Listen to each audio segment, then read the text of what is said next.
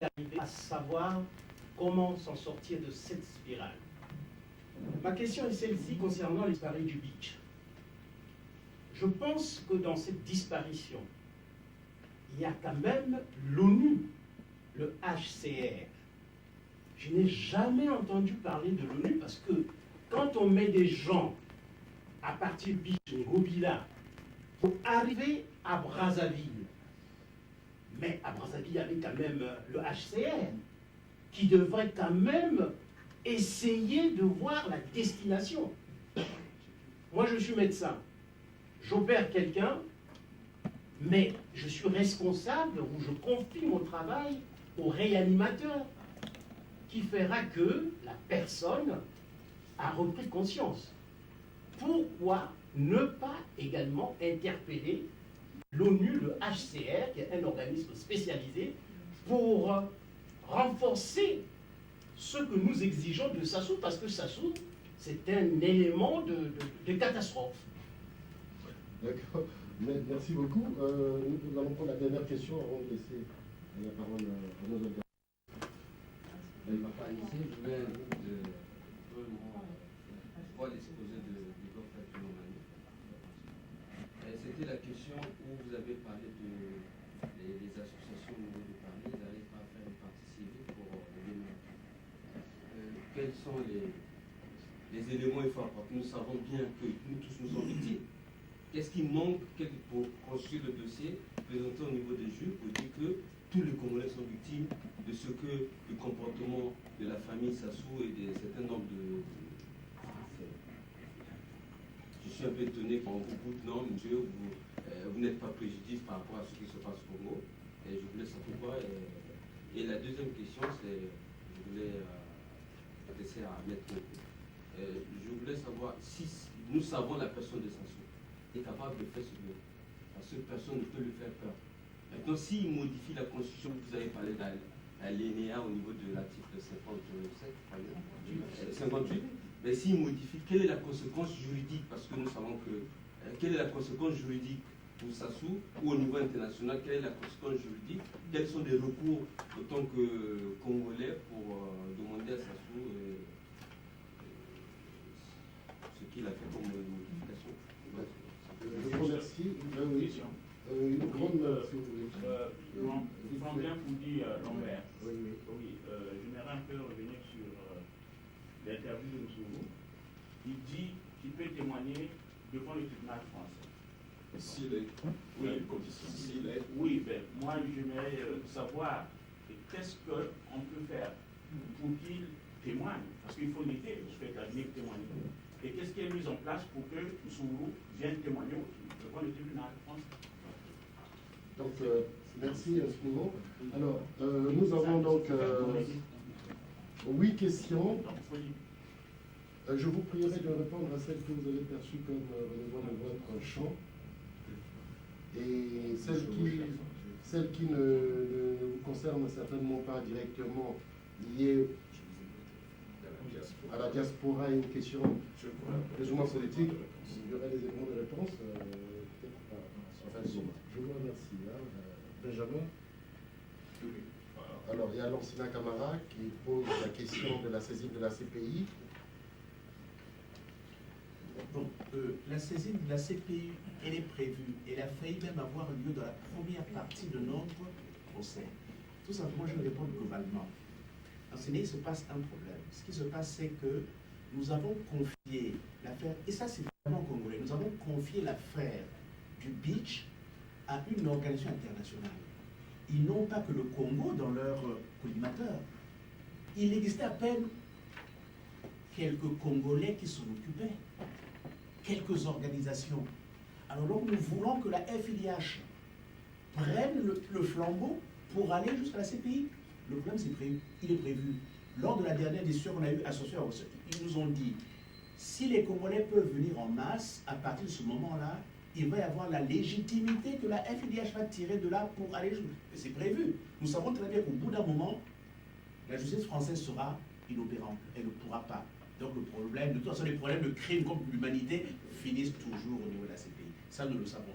Donc l'enseignant, je crois qu'en posant la question quelque part, il voyait très bien la réponse. Si nous sommes forts les gars nous ouvrent les bras.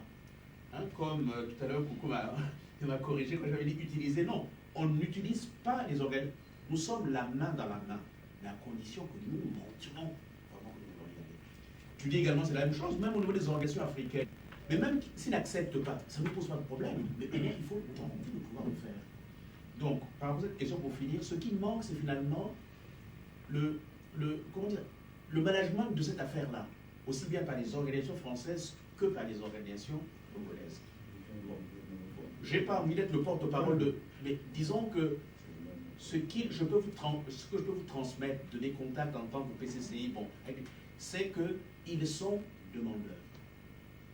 Je vais te raconter, c'est à nous de réagir. Ils sont demandeurs. Nous pourrons discuter avec eux. Donc ça, c'est pas... Juste ce point, la pointer en plus sur lundi, je crois que on a toujours le sentiment, le Congolais, peut-être l'Africain de manière générale, a le sentiment d'une impuissance. Il a le sentiment que si les organisations françaises ne s'en occupent pas, ils ne peuvent pas opérer. J'ai constaté qu'il y a beaucoup d'associations congolaises qui se mettent en place. L'essentiel, c'est peut-être de revoir vos statuts. Les statuts, il faut les revoir. Moi, je suis prêt, en tant qu'avocat, à créer une sorte de compendium, en fait, des organisations congolaises. Et elles ont légitimité, si leur statut le permet. Et c'est quoi? On fait un memorandum, on fait un document qui permet d'exposer les faits devant la CPI. Et même actuellement, surtout avec la succession, l'histoire du 4 mars, et ainsi de suite, la succession des faits fait que le terrain est propice, en fait. Mais peut-être il faudrait que les Congolais sortent du sentiment d'impuissance. C'est vrai que quand on est avocat, ces gens, on les voit, les organisations du tribunal, on les voit. Ils sont moins impressionnants en tant que tels. Mais c'est sûr que l'extérieur, on a l'impression il faut passer par la FIDH, ils ont fait un travail important. Mais c'est peut-être aussi leur limite. Leur limite, maintenant, il faut la constater. Et l'avantage qu'il y a, c'est que si actuellement les Congolais, même par exemple 10 organisations se mettent en place, en disant, nous créons, il n'y a même pas besoin de fédérer, en disant, moi, nous portons l'affaire devant la CPI, l'affaire sera reçue. Après, maintenant, c'est au procureur de pouvoir voir est-ce qu'il y a recevabilité ou pas du tout, au nom de la procédure elle-même. Et je crois qu'il suffit de quitter simplement ce sentiment d'impuissance. Et il est lourd parfois ce sentiment. Pardon. Et donc, le CPI, maintenant, il faut la saisir. Et moi, j'ai pensé que dans mes statuts, je me suis dit d'abord en cas de la femme de Sassou, et puis il paraît que pendant une semaine, ils ne sortaient pas de chez elle. Donc, on attaque telle personne. Ça dit petit à petit, en fait, c'est comme un noyau. Contrairement à ce qui a été dit, quand on dit que Sassou, ils sont fous, je ne crois pas. Je ne crois pas que ça. Sincèrement. Donc, moi, ce que j'ai comme information, je les ai aussi, vous en avez d'autres. Bon, ça peut être un sentiment, mais attention, je crois que c'est parce que les Congolais ont le sentiment qu'ils ne peuvent pas que ça reste. Le jour où les Congolais, pourquoi tout à l'heure je vous ai parlé des citoyens? Le jour où les Congolais vont comprendre qu'ils sont citoyens, il paraît que maintenant, une fois m'a parlé de quelqu'un qui était moi, d'habitude il venait pour faire le fanfaron. Je peux donner l'information pour continuer. Oui. L'information que j'ai, mais je ne dirai pas l'origine. Ça vient quand même d'un grand avocat français qui est l'ami et l'avocat de Sassou. Oui, c'est ça. Bon, il est question que M. Sassou ne se présente pas en 2017. Et au jour d'aujourd'hui, dans sa pensée profonde, de ce qu'il a dit à l'avocat français, il voulait remettre le pouvoir aux gens du peuple. Mais il ne veut pas les prendre à Brazzaville parce qu'il les connaît trop bien dans leur façon de parler. Le fameux avocat repart à Brazza cette semaine, il sera de retour, je crois, le 7 octobre. Bon, en même temps, M. Sassou voulait relancer M. Andeli qui s'appelait la ministre de l'économie et des finances. Voilà.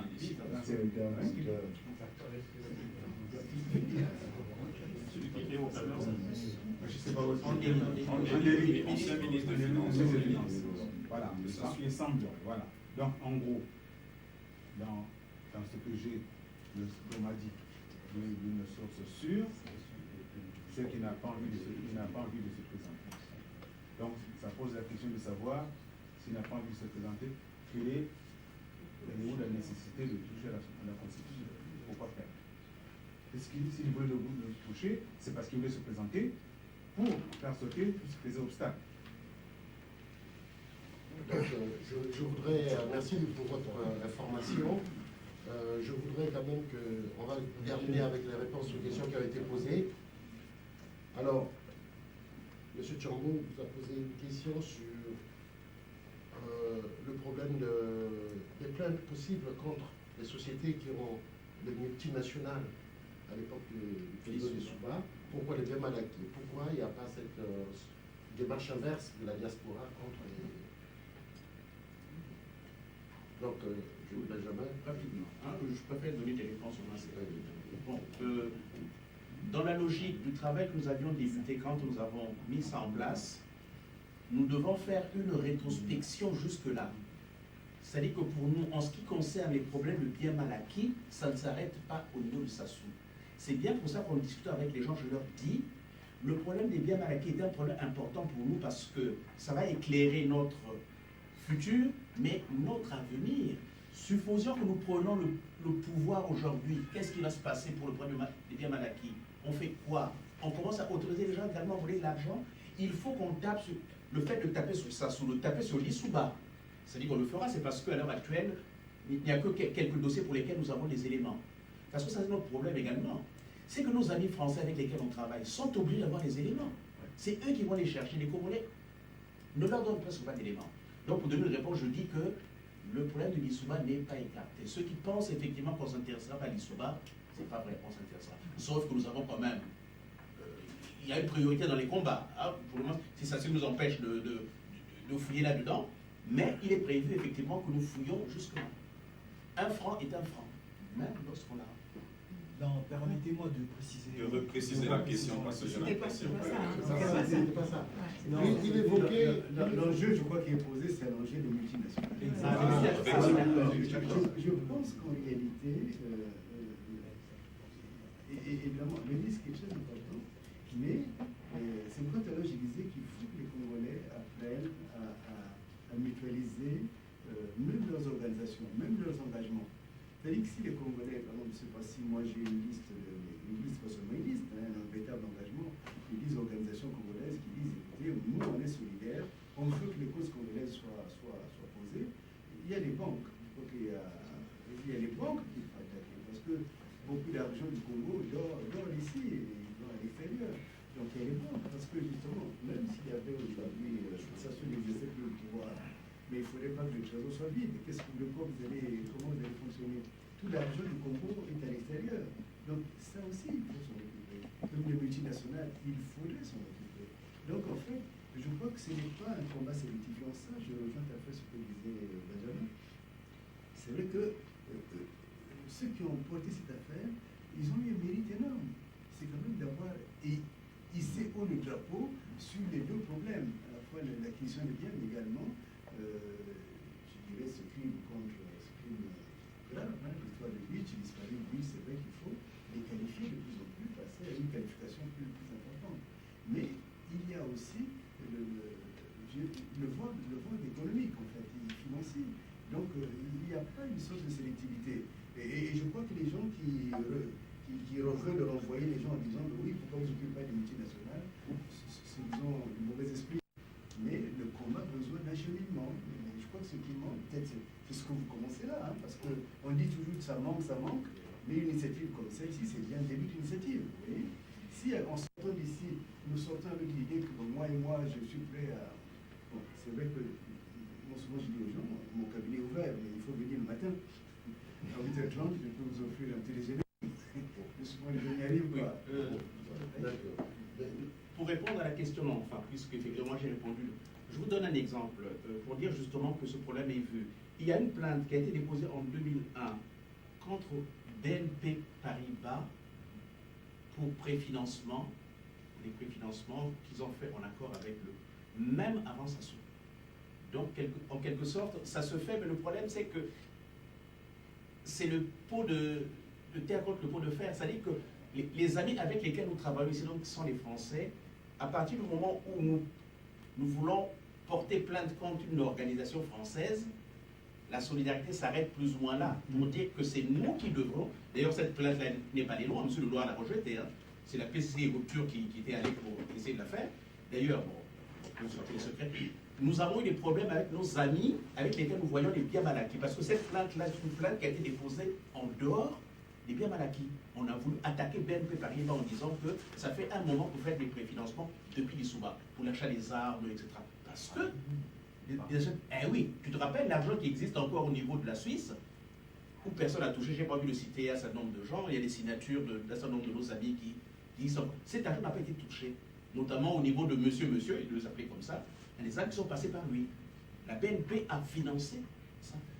Sauf que, pour revenir là-dessus, il faut que nous soyons costauds pour dépasser nos amis français, pour dire éventuellement que les intérêts, il arrive des moments où les intérêts deviennent divergents, et là c'est le Congo qui doit. Il y a deux. Le sens de la question. C'est un enjeu de souveraineté. Voilà, Oui. ça, oui, voilà. Mais il y a deux, trois questions qui sont très précises et j'aimerais vraiment que ceux qui l'ont posées aient la réponse. Il y a une première question sur la question, ça c'est certainement mettre la question que faire pour que les Congolais puissent intervenir au niveau de cette évaluation des droits de l'homme au Congo à Genève. Et la deuxième, sur laquelle également, quels sont les éléments, comment faire en fait pour que Nsuru puisse comparaître ici en France, sachant qu'il se déclare dispo. La troisième, c'est celle qui concerne les conséquences juridiques et internationales posées par la passe, liées un peu à la question qu'il posait lui sur les modifications des constitutions. Voilà. Donc, sommairement, alors, le problème c'est vraiment important, je suis content que vous ayez relevé. La Commission des droits de l'homme, c'est vraiment, je dirais, au niveau du combat au niveau des Nations Unies par rapport aux violations des droits de l'homme, c'est la commission la plus importante. Et les conséquences sont très importantes, parfois même ça peut être les conséquences peuvent être draconiennes. Or, dans cette commission, tout le monde n'intervient pas. Il y a des organisations qui interviennent.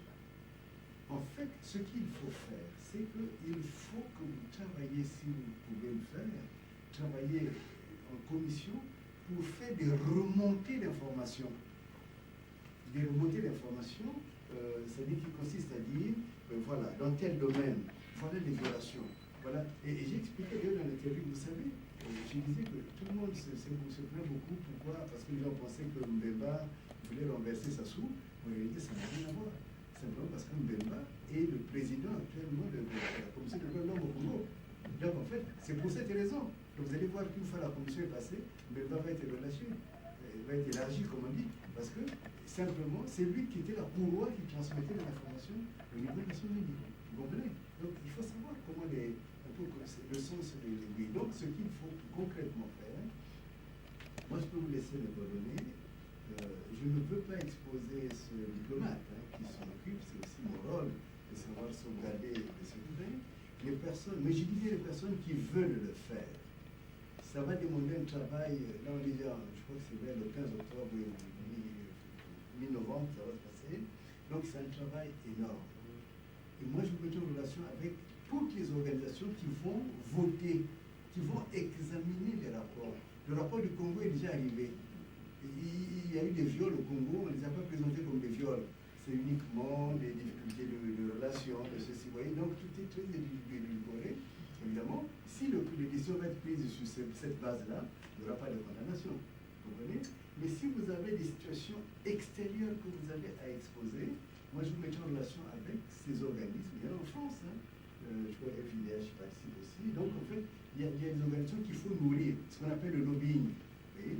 Un travail de lobbying pour donner telle information et des informations concrètes, de telle façon que le représentant du Congo soit submergé par des informations qu'il n'a pas prévues. Et c'est là après qu'il y a la condamnation. Donc ça, concrètement, vous pouvez me joindre. Je vous mettrai, mais soyez sérieux. C'est vraiment du travail international.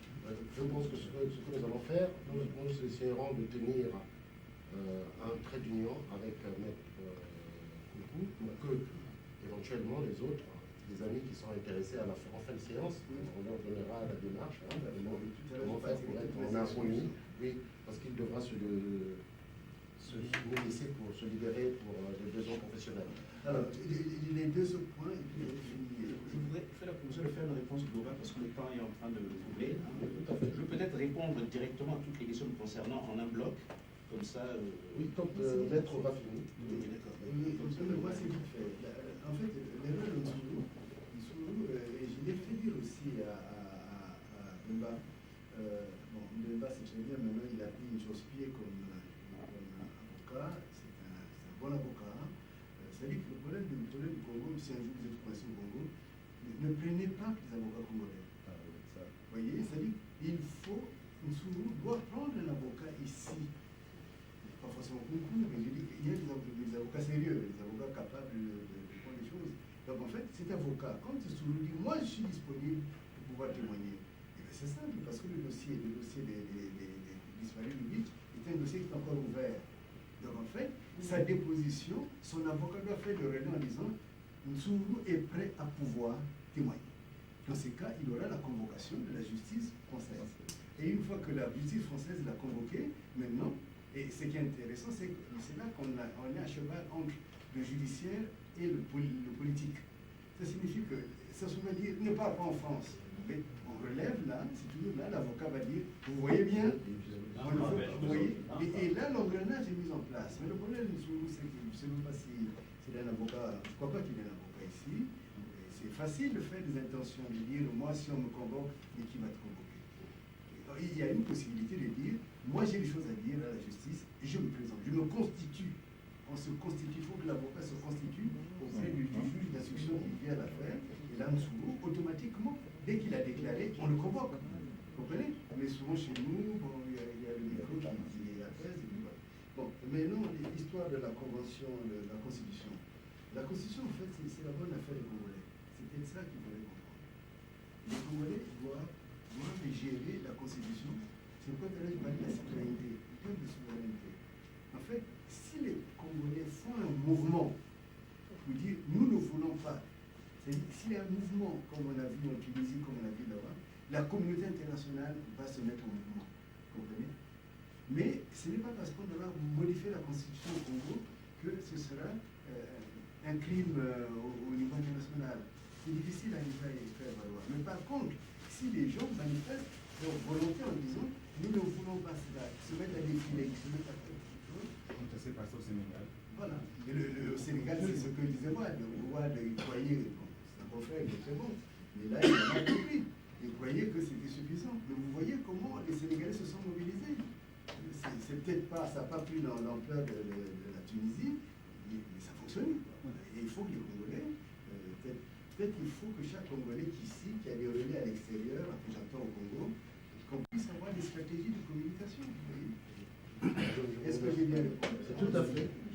Si vous me permettez, Maître Congo, je pense que vous apportez un éclaircissement concernant le souci de notre frère Mapa, qui se posait la question de savoir mais comment dire, les institutions françaises juridiques peuvent penser qu'une association qui porte plainte ne subit pas un préjudice.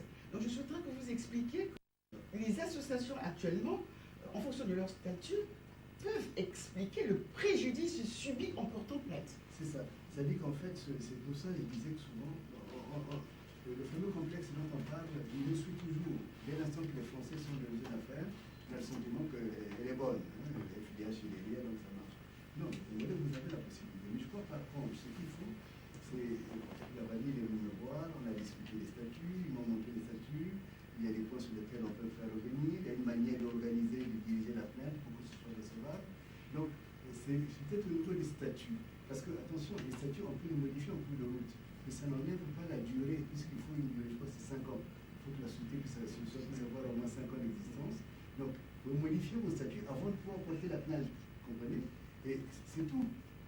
Le préjudice, c'est lequel? Le préjudice, en fait, dès l'instant que vous défendez les Congolais, et que, c'est pas par exemple quand je vois ces gars qui viennent faire son liste pour 1 million, si on me dit qu'on lui a prêté l'argent, je dis très bien, mais tu ne travailles pas, tu n'as pas le statut, pourquoi est-ce que tu as trouvé l'argent? Donc, en fait, c'est clé. Le fait lui-même, le fait, dès l'instant qu'il s'agit d'un peuple à côté qui souffre, d'un peuple à côté qui a des souffrances, et que vous défendez ce peuple, le préjudice, se constitue de manière intrinsèque. Je ne sais pas si vous comprenez ce que je dis. Oui. Je défends, je te défends. Et je constate que, on vient de couper, je dis, mais voilà, mais son préjudice, c'est mon préjudice. Parce que je suis son défenseur, vous comprenez? Donc le préjudice, il suffit de bien l'établir. Mais ce problème, quand vous n'avez pas, c'est pas agir, ce n'est pas préjudice. Vous n'avez pas qu'à agir, ce n'est pas préjudice. Le préjudice calcule, oui, je suis d'accord, mais est-ce que si c'est passé, par exemple, permet. Mais si, imaginons, le but est de le peuple a subi, donc j'ai qu'à agir. Vous savez, on est dans le cas de mon frère. On peut permettre de prouver ce qu'il y a une corruption concernant le Congo. Donc, il y a toujours eu là-dessus. Mais lorsque la qualité de l'association est, par exemple, de les Congolais, elle m'a dit, je pense qu'il faut. Et le Sud, et je vous apporter un élément. Avec ces transports et de la toute fois, un ami qui avait été civil, puisque la côte était perdue. On va essayer de pouvoir. Alors, oui, moi je vais vous rappeler parce que pour prendre ce exemple, je vous pose une question. Est-ce que je cesserai la réponse? Est-ce que vous voulez qu'il est? Vous savez quoi? Vous croyez pour la parole? Si on entend dire une chose, tout le monde doit. Vous savez plus que c'est la constitution. Parce que vous et ça veut même que t'as été mort. Affaibli, vous êtes mort, faire du biche, à mort, faire du biche. Donc ça veut dire si on s'organise, nous avons un peu ce là. Je me verse tout en temps que bon, quand il s'est passé et que pour qu'on se soutienne au moment, mais pour le se dit, si j'ai la pression aussi, on a dit que le juge, son personnel, et la pression de la rue, si on a c'est le travail sur nous, certainement que certainement le juge d'ici qui a présent, mais ça va ça ne pas le servir. Donc l'affaire c'est effectivement, le juge avait fait une début. Comment par contre on ça? C'est aimer dire un analyse pour la terre de ce donc et comme personne, c'est comment ça se fait que HCR de notre côté pour dire que oui, je reconnais, je vais vous aider à. Mais effectivement, au moment venu, on peut se soutenir par le HCR. Autre chose, civile, hein, donc vous êtes partie civile. Effectivement, je crois que Maître Pourquoi a répondu en partie au problème. Disons que moi, ce que je souhaite, c'est une proposition pour finir. Ce que je souhaite, comme avait dit Nkunku, nous ne sommes pas venus de faire une superstructure qui va porter plainte. Je pense que nous pouvons, puisque nous connaissons les gens qui sont en contact plus ou moins avec ces gens-là, faire des grandes réunions avec des organisations pour que nous nous disions effectivement que nous avons la visibilité, que nous avons la volonté de pouvoir porter plainte. À ce moment-là, ça marche pas. Donc, il faut prendre contact avec des organisations françaises qui sont déjà dans le langue pour y aller. Oui, merci. On va peut-être s'arrêter là pour l'instant. En fin de parcours, on verra si on peut revenir sur quelques points. Je voudrais dire à M. Armand, à Adrien Marcel, que vos questions ne sont pas perdues. On va les repercuter tout à l'heure, donc dans la deuxième partie de notre séance. Alors, on va en profiter pour remercier infiniment Maître Kougou. Et nous aurions bien aimé qu'il écoute un peu une petite animation que nous propose notre ami Ranjono, une chanson qui est très vraiment intéressante parce que il a la nouvelle chanson, nous allons l'écouter pour permettre de souffler. Vous avez vous pouvez vous désoiffer, il y a de l'eau là-bas. Hein? On fait une pause pour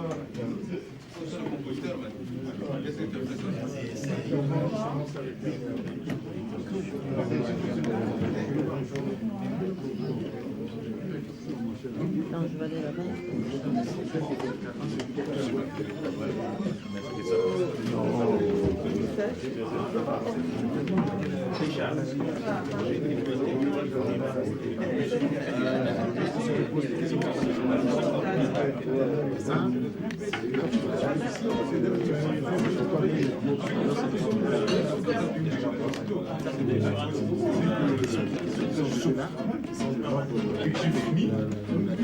La commission, on va essayer d'écouter M. Majono. écoutez, monsieur On va reprendre nos places.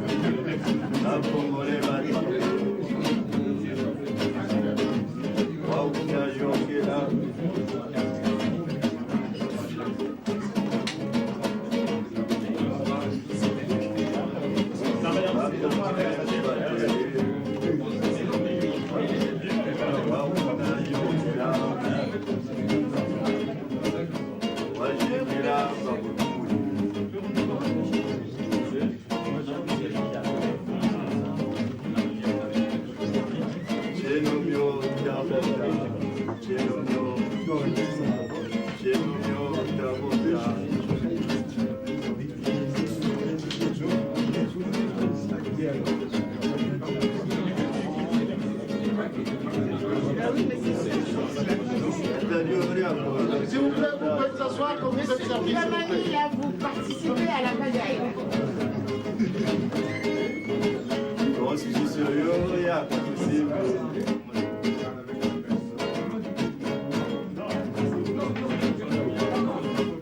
J'ai l'ambiance d'avocat, j'ai l'ambiance de tout ça.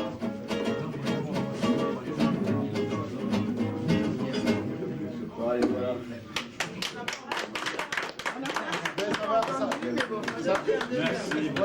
Ça reviendra, merci infiniment. Merci infiniment. Vous avez vu là, on n'a presque pas entendu parce que les gens étaient debout.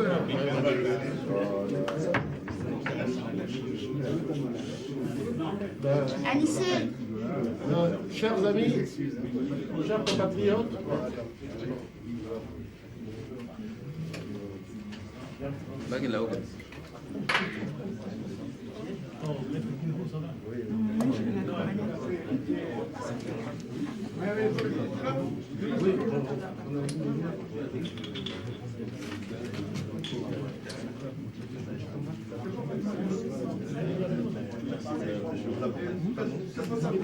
non, 5 minutes.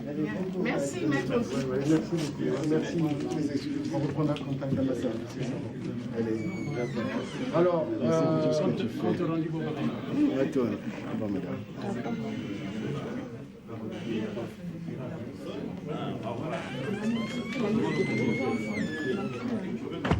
Il y a un français qui a refusé un peu.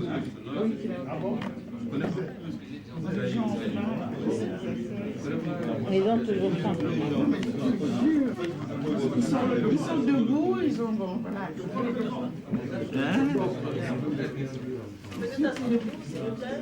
Bon, on va s'asseoir, on va commencer. Voilà, il nous faut gagner les encore.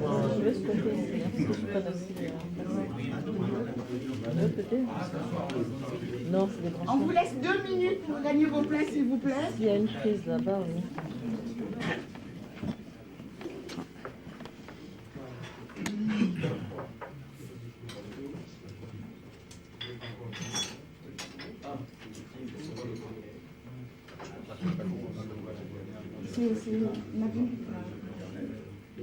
Bon. Merci les amis. Abra, merci. Vous pouvez amener de quoi manger à vos places. Vous pouvez amener à manger à vos J'ai pas le places choix. sans jeter des miettes par terre.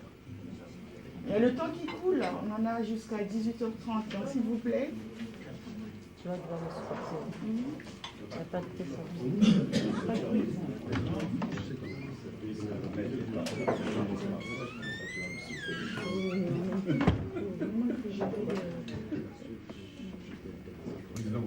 Bonjour, ça va? Heureux de te voir.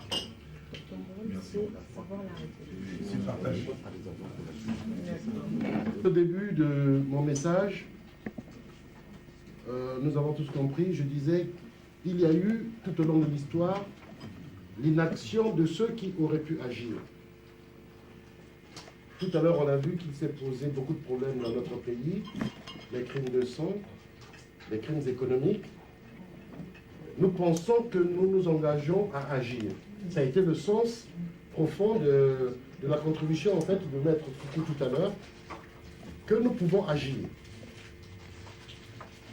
Nous regrettons que, tel qu'on l'a entendu chez nos intervenants, que la problématique congolaise n'est pas portée très haut au niveau de l'opinion internationale. Et là encore, Haïlé Sélassié n'avait pas tort de se demander si l'indifférence de ceux qui auraient dû en savoir plus, si cette indifférence-là ne participe pas au triomphe du mal. Alors, dans tous les cas, nous sommes interpellés en tant que diaspora. Dans tous les cas, il faudrait chercher des voies et moyens pour ramener le pays, le Congo-Brazzaville, dans un chemin d'unité, de paix, mais de construction et de libération des individus.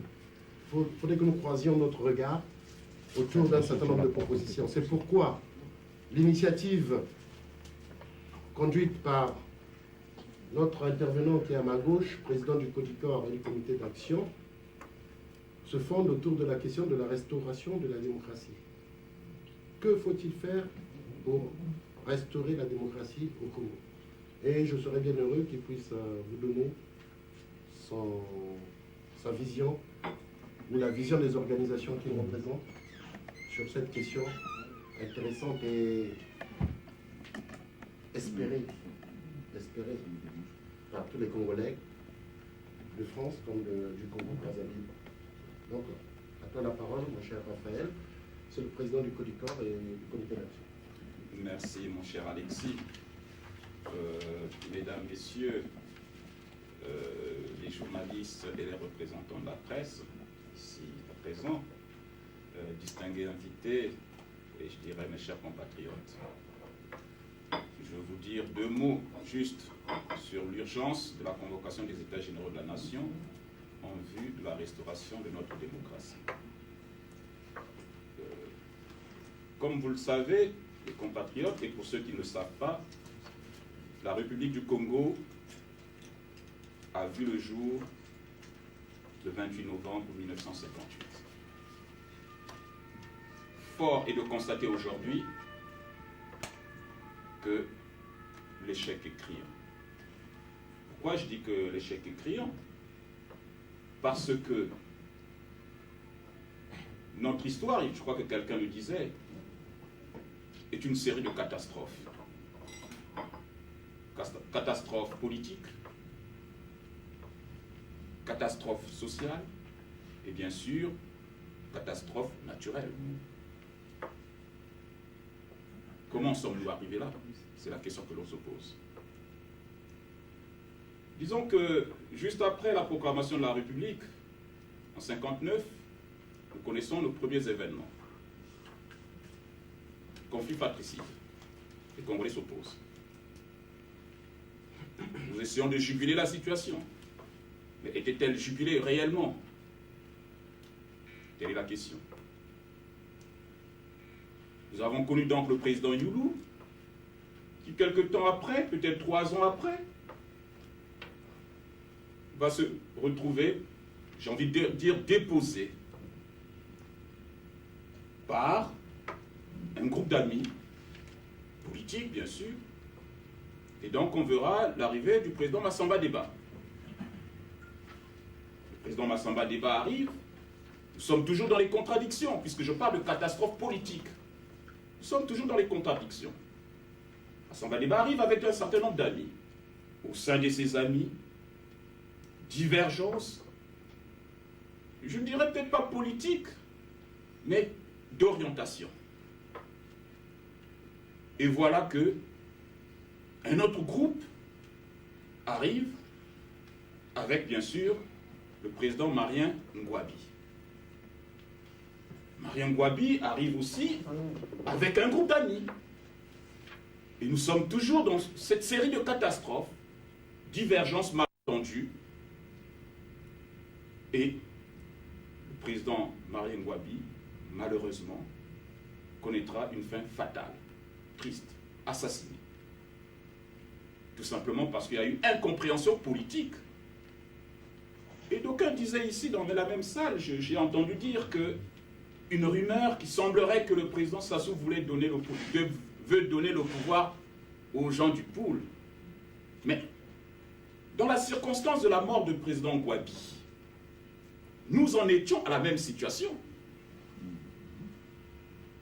Où le président Ngouabi, se rendant compte que l'État congolais était déliquescent et que les problèmes sociaux ne faisaient que s'empirer, avait jugé bon de se mettre peut-être à l'écart, ne garder peut-être que le pouvoir politique et confier la gestion économique à quelqu'un digne de ce nom, qui était le président Massamba Deba, avouons-le, qui n'avait pas échoué, qui avait quand même fait des réalisations, qui avait quand même apporté, disons, une certaine, j'ai envie de dire, émergence économique au niveau de notre pays.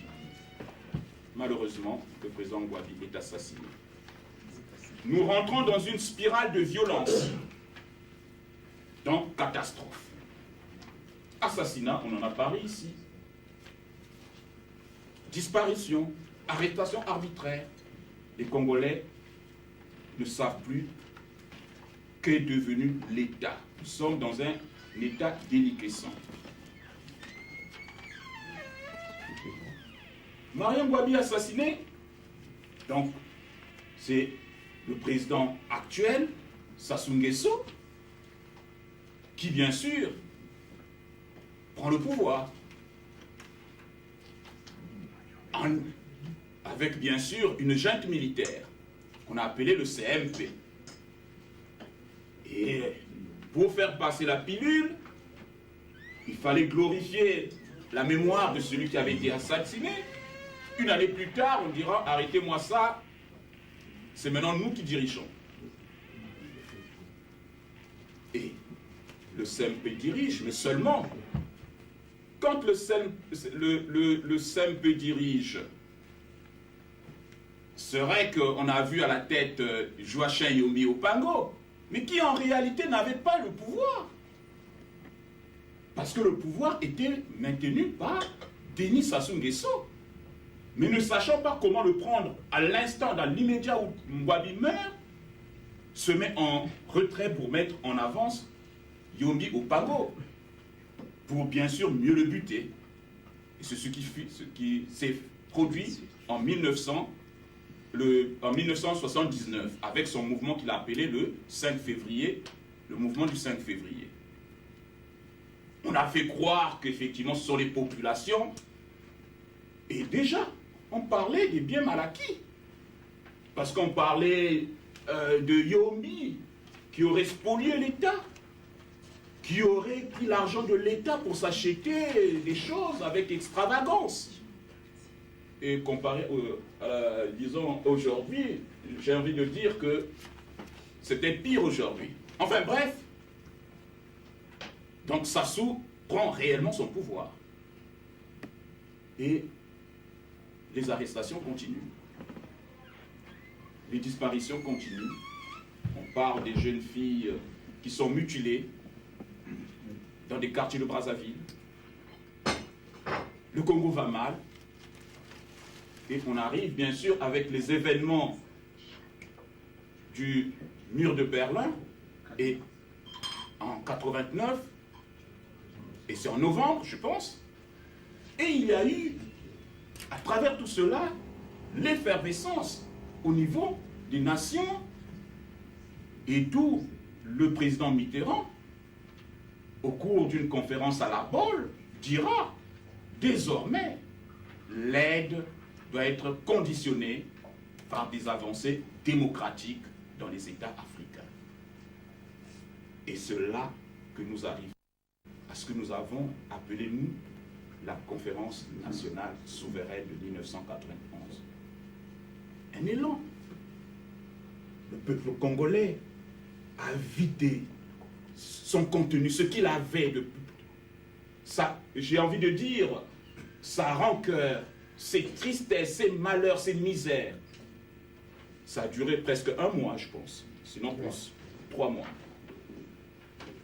Et au sortir de là, nous nous sommes dit, voilà, nous nous réconcilions, nous devons bâtir le Congo sur des nouvelles bases.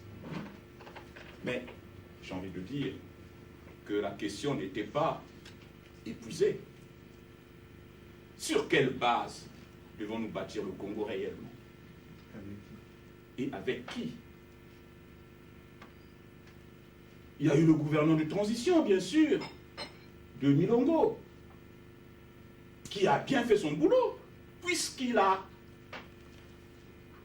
disons, conduit les élections qui ont amené le président Pascal Lissouba au pouvoir. Et il les a bien organisées. Le président Pascal Lissouba arrive au pouvoir. J'ai envie de dire que, avec une feuille de route mais qui, à mon humble avis, ce n'est qu'un point de vue personnel, une feuille de route incomplète et qui n'a pas été appliquée correctement. Moi, j'aurais pensé que la mission du président Lissouba n'était pas de nous emmener vers des réalisations économiques immédiates. C'est un point de vue personnel. J'avais pensé que la mission du président Lissouba était de faire asseoir la démocratie. Car, croyez-moi, sans démocratie, sans respect de droits fondamentaux, il ne peut y avoir développement économique et humain. Nous avons peut-être, avec le président Lissouba, mis la charrue avant les bœufs.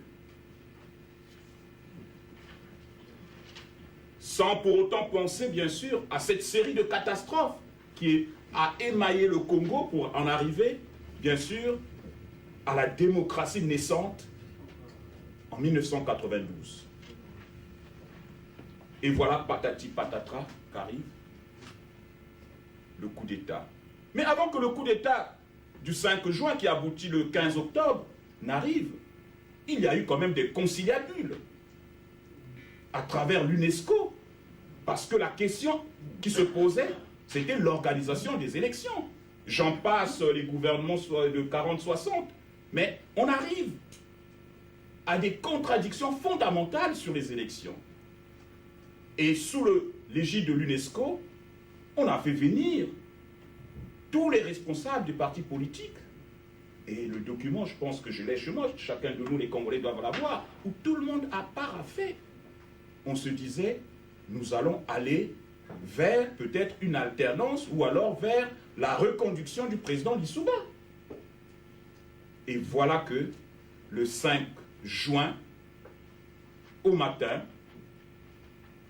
qu'un premier crime est commis, et la première personne qui est assassinée, c'est le chef de renseignement généraux. Paix à son âme, le colonel Ebunji. C'est autant dire l'état de déliquescence aussi du pouvoir qu'avait M. Lissouba. On ne peut pas concevoir qu'un chef des renseignements généraux puisse se faire descendre comme un lapin parce qu'il se rendait à son boulot, comme s'il ne savait pas que la situation du Congo était délicate. Nul n'ignorait que le président, M. Sassou Nguesso, détenait des armes. Car des événements se sont produits dans la partie nord du pays. Et voilà curieusement que le colonel Ebunji, le 5 juin, se rendant à son boulot, se fait buter comme un lapin. Que sont nos services de renseignement, j'ai envie de dire. Bref, à travers un peu ce petit récit, je voulais vous dire que le Congo aujourd'hui n'est plus un État. Le Congo se perd. Regardez comment vivent nos populations. Que sont devenues nos écoles? Que sont devenues nos infrastructures de santé? Que sont devenus nos transports? Tout est à reconstruire au Congo. Alors, après avoir dit comment sommes-nous arrivés là, à cet état de déliquescence, comment comptons nous en sortir? Vous savez, on me présentait comme étant le président du comité d'action et en même temps le président du Conseil de la diaspora congolaise pour la restauration de la démocratie. Mais ce combat de la restauration de la démocratie, nous le menons depuis longtemps. Et mon cher frère Toumamani, on sait quelque chose. Si aujourd'hui nous devenons chauves, que nos têtes blanchissent, certains qui ont commencé ce combat avec nous ne sont plus avec nous. Parce que j'ai toujours dit que c'est un combat, ce combat-là, c'est une course de fond. Ce n'est pas un sprint. Parce que si vous faites du sprint, très vite vous vous essoufflez et vous allez regarder les autres à continuer d'avancer. Et nous, nous avançons, mon cher Benjamin. Nous avançons. Mais comment arriver à cela? Oui, aujourd'hui, on nous dit que la diaspora congolaise, c'est que du verbiage. On nous dit que représente la diaspora congolaise. Mais la diaspora congolaise, j'ai envie de vous dire, elle est diverse. Mais dans ces variantes, la diaspora congolaise agit. Nous avons parlé des affaires du Beach. Nous avons parlé des biens mal acquis. Il a parlé des plaintes déposées ici et là. N'est-ce pas une sorte d'agissement? Je pense que si. Mais nous avons, avant même aujourd'hui, parce qu'aujourd'hui, on peut péronner en disant, ben voilà, il y en a qui sont rentrés au pays. Yombi est rentré.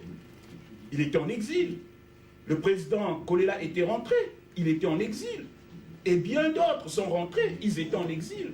Mais pour en arriver là, mais il y a un travail qui avait été mené ici, même s'il avait été biaisé par certains. Aujourd'hui, on parle des États généraux de la nation. Mais hier, on parlait de la concertation nationale inclusive. Et nous étions au Palais Bourbon.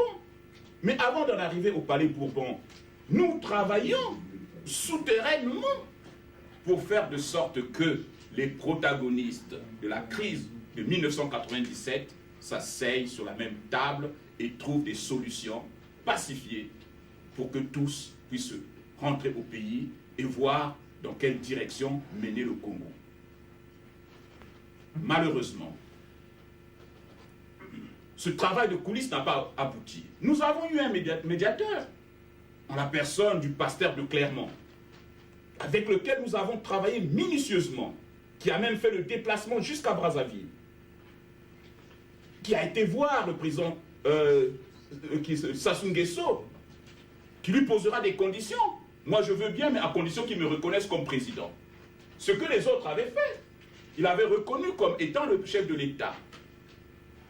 Mais est-ce que ces assises ont-elles eu lieu? Non. Mais tout simplement parce que on a l'impression que nous n'avons pas, j'ai envie de dire, la même vision pour le Congo. Et nous n'avons pas tous les mêmes sentiments pour notre pays, l'amour de notre pays. D'aucuns privilégient les intérêts personnels. Parce que quand Yombi rentre, Yombi est reçu par Sassou ici. Mais je me souviens où je suis avec Yombi au Pango, dans le bureau du président de Clermont, le président des églises protestantes de France. Yombi là, moi là. Et le pasteur là, qui est en train de me dire, mais je veux bien aller au Congo, mais on ne veut pas me donner le visa. Et Yombi qui dit, il faut faire quelque chose. Et il fallait qu'on aille voir au niveau du Quai d'Orsay, pour que de Clermont parte au Congo. Mais curieusement, pendant que nous travaillons sur des assises, où les leaders devaient se trouver à l'extérieur du pays, s'il vous plaît, puisqu'on avait pensé qu'ils ne pouvaient pas se retrouver au Congo, mais à l'extérieur, d'autres négociaient leur entrée en catimini. C'est une catastrophe. Nous parlons de série de catastrophes. Aujourd'hui, tous y sont rentrés. Mais le Congo, l'ont-ils sauvé? Nos populations? Ont-ils tout ce qu'il faut? Se soignent-elles, ces populations? Les enfants vont-ils dans les écoles? La situation du Congo reste entière. Il faudra trouver d'autres solutions. Nous disons que nous devons imaginer le Congo tous ensemble demain. Comment? Il faut qu'on s'asseye. Nous devons nous asseoir. Il n'y a pas d'autre solution. Nous devons nous asseoir. Mais pour s'asseoir, c'est ce que nous appelons, il faudra qu'il y ait les États généraux de la nation. Avec qui? Mais ce sont les Congolais. De toutes horizons différentes. La société civile, les partis politiques, les confessions religieuses, bref, les filles et les fils du Congo, nous devons nous asseoir. C'est très important, mes chers frères. Aujourd'hui, on peut balayer d'un revers de la main les États généraux de la nation. Mais quelle alternative apportons-nous? La guerre. aller voir nos populations. Nous n'avons peut-être pas subi la guerre, peut-être certains d'entre vous l'ont subi. Moi, j'en ai perdu 4 par an dans les forêts, en train de quitter Dolisie pour aller vers le RDC, Kimongo, tout ça là. Ils sont morts. Allez demander à mes frères, et d'autres frères, bien sûr, en leur disant, faisons la guerre pour faire partir Sassou. Ils vous diront, attention, vous êtes bien là-bas, vous mangez, laissez-nous tranquilles. Et ils ont raison. Et ils ont raison. Donc, nous devons nous saisir de l'alternative des États généraux de la nation. Eh oui, il faut qu'on s'asseye, mes chers frères et sœurs. Il faudra que nous nous asseyions. Ce n'est que comme ça que nous pourrons ensemble donner une nouvelle orientation au Congo de demain. Le Congo pour lequel tous nous aspirons. Celui dans lequel tous nos fils, toutes nos filles iront à l'école, toutes nos populations pourront se soigner, car les moyens, nous les avons pour vraiment faire du Congo un pays où chacun pourra avoir le minimum pour se soigner, s'éduquer et vivre décemment. Donc, je vais terminer, je sais que je suis un peu bavard, c'est, disons, une déformation professionnelle d'enseignant. Je vais, bien sûr, juste mettre fin à mon propos, puisqu'il y aura des questions. Je disais, il faut aller aux États généraux de la nation. Et la question que vous allez me poser, mais comment contraindre ceux du pouvoir pour aller aux États généraux de la nation? J'ai envie de dire, mais nous avons des armes, mon cher Benjamin. Aujourd'hui, le pouvoir de Brazzaville est affolé par les affaires du beach. Ils ne savent plus sur quel pied danser. Ça, je vous le dis. Si aujourd'hui on est en train de molester les journalistes tels que Kanté Sadio, tout simplement parce qu'elle veut aller filmer le palais du Parlement, ça veut dire qu'il y a de la peur dans le ventre au niveau du pouvoir de Brazzaville. Si aujourd'hui Yoka fait ses envolées pour fustiger la justice française et les autorités françaises, c'est parce que il y a, bien sûr, de la peur dans le ventre. C'est là que nous devons appuyer, mes chers frères. Les disparus du beach, les événements du 4 mars, les arrestations arbitraires, c'est en faisant ressortir toutes ces affaires-là que nous mettrons la pression sur non seulement les autorités de Brazzaville, mais sur les autorités internationales, en leur disant la vraie solution aujourd'hui, c'est que les filles du Congo, les fils du Congo s'asseyent pour sortir le Congo de ce marasme et de cette crise multidimensionnelle dans laquelle le Congo est plongé. Je vous remercie. Merci. Je pense que il y a un mot qui a certainement été omis. Je me permets de l'ajouter. Oui, tu peux l'ajouter. États généraux, mais souverains. États généraux, mais souverains.